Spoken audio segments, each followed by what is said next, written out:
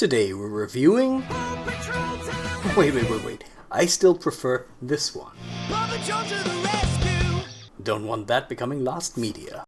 Anyway, with the release of the Search and Rescue Rocky and Zuma shorts today, in their primary North American dubs, To the Rescue is over. Not with a bang, but a whimper. When the first episode came out, hot on the heels of Rocky's Garage, I was super optimistic, and gave a pretty rave review of the show's potential. I think of that as the most wrong I've ever been on this channel. To the Rescue was no Rocky's Garage. As I said in my 2025 retrospective, they kinda lucked out with the idea of having Rocky just give an inner monologue. It covered up a lot of the flaws and weird uncanny vibes To the Rescue ended up having, thanks to the characters speaking normally. And the touch of cinnamon just... The show started out strong for the YouTube channel, but as months passed, the release's view counts fell off hard. Not really helped by the weird release schedule where months would pass and then a new episode would randomly appear in Hebrew or something. Towards the end, it became very clear the episodes did way better if they were included in compilations. Probably because YouTube tends to be much readier to push longer content, which obviously gives them more chances to show ads. Anyway, in the end, I'm pretty sure this original content brought a decent amount of traffic to the official channels. Whether or not it was enough to justify paying the wages of dozens of artists who worked on the project, even outsourced to South Asia,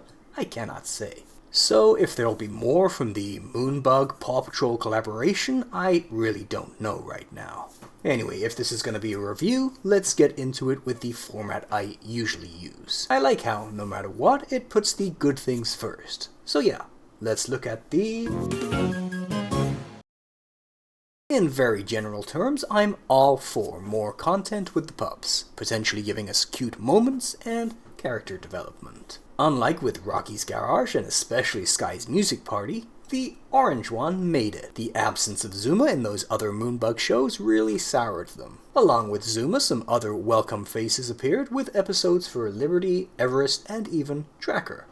Nope, no way I'm going in there. He even gets yet another Facing His Fear of the Dark storyline. Maybe someone's lost in there. I've gotta check. This is the same cast as Rocky's Garage, basically, though unlike Sky's Music Party, Rex didn't show up. Some of the little voice actors were good, and were a solid match for how the characters sound in the main show. Uncle Otis?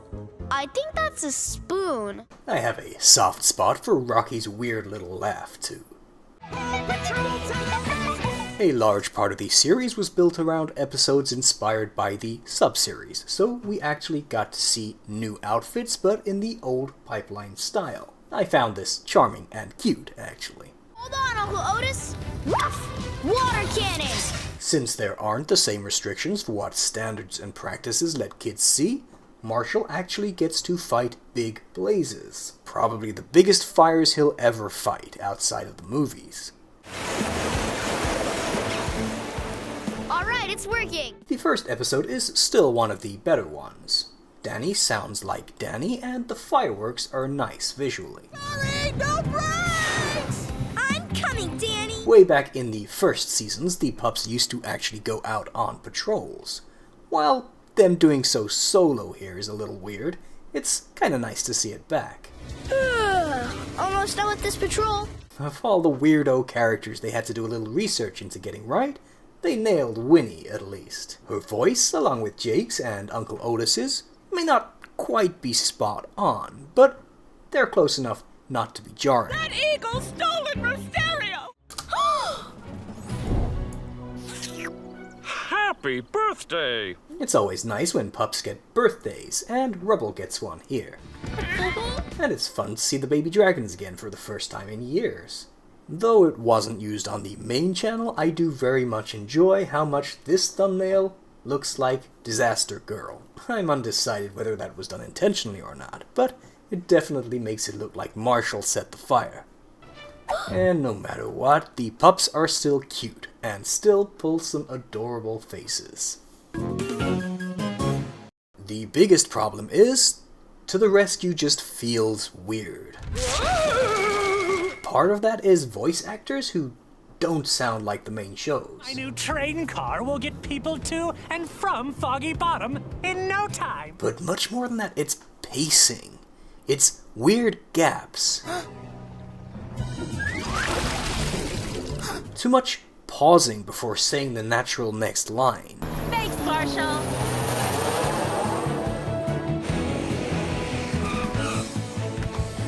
No problem for me, Yumi. People just doing really bizarre things. And a sense of disjointedness. Some of it is just iffy line delivery. You save the day, Rubble. And the fact that for some reason they have to get American casts for these Moonbug shows instead of Canadians, so none of the original cast get included. But more of it is just clunky rhythms that are gonna make the episodes feel weird in any language. Awesome! Not fair! My suit! Some of it is clearly the writer imagining one thing and the animators not really getting it and nobody caring to get them aligned. God, would you look at that? Look out!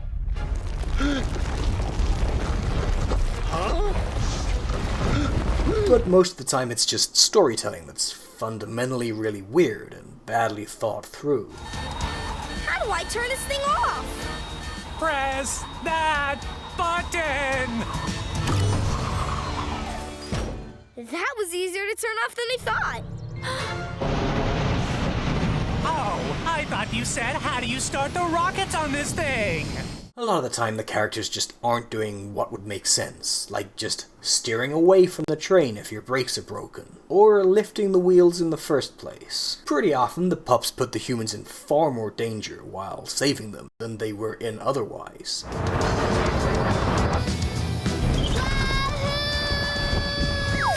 And they do not have the reaction times of their show counterparts. Maybe since they need Ryder to tell them what to do. Somebody help! The pumpkin! He's excised from this show completely, and given that as an ad campaign, one of the things To the Rescue really stressed was teamwork, that the core theme here is pups doing things solo for a change is kind of wild. It's pretty bizarre to take away the one staple they always fall back on when trying to show Paw Patrol is a positive influence or in some way edifying. And come on, Rocky, don't teach kids to use water on a chemical fire. Bye-bye, rocket fuel!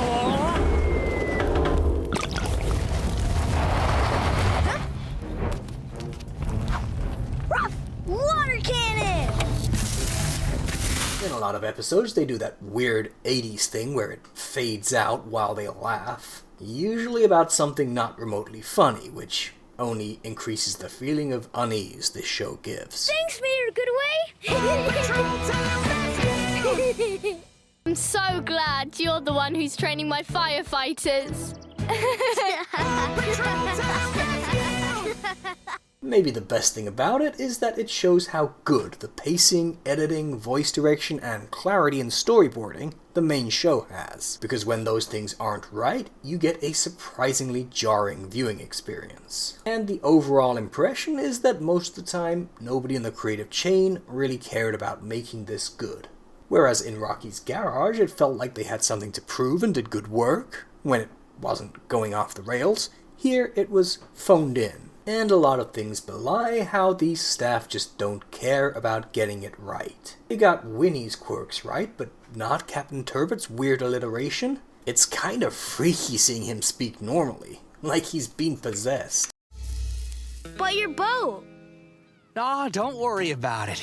It's nothing I can't fix. Guess it's a little more well done than I planned. And in the end, I think kids can tell when something is done carelessly and with substandard quality levels, which is why this won't get the numbers Rocky's Garage did. I really wanted To the Rescue to do well. I wanted to see lots of charming little shorts in the old style. I even imagined them branching out from the 9 pups we've apparently decided are core now. Thanks McCown for the composite. It would have been amazing if this brought some older and lesser seen pups in for some episodes, though if the same uncanniness persisted, maybe it would have only made things worse. The humans are really the issue, and if these had been done with other pups in place of the humans, maybe it would have worked far better. But the problems are more fundamental than the cast. Overall, 4 out of 10. I would like to see Moonbug continue making shorts for YouTube, but more quality control is needed. Better storyboarding and pacing and clearer instructions to the Cosmos Maya animators. Cheap out too much and nobody's gonna want to watch. Alright, what do you think about To the Rescue? Do you hope there's gonna be another spin-off like this in future? For me, even though To the Rescue turned out to be a bit of a dud, I still hope for more. I definitely don't think we're at the stage of 3 strikes and you're out yet. That's all for today though, and I'll see you guys again next time.